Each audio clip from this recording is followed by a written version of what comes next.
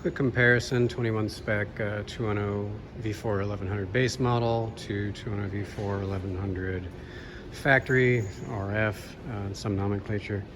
Differences between the seat cowls for those who want to switch back and forth. The seat assembly on the RR is a little different. The subframe typically will have a threaded hole here and here, plus this one, which is shared on both models.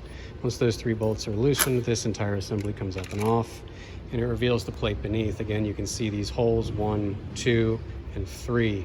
Notice that this plate here, this black plate, is actually removable via way of these M5 bolts.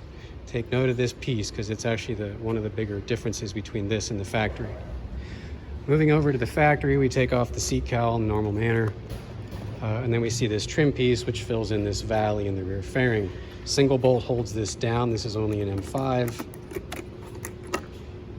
And you'll notice that there's a different cross piece here. This one contrasts significantly with the black one shown elsewhere. It only uses 1, 2 of those 3 mounts we see on the black piece. There's a clip nut here, and this piece is simply to hold a portion of the taillight assembly. Between the 2 models, this is the big difference for translation.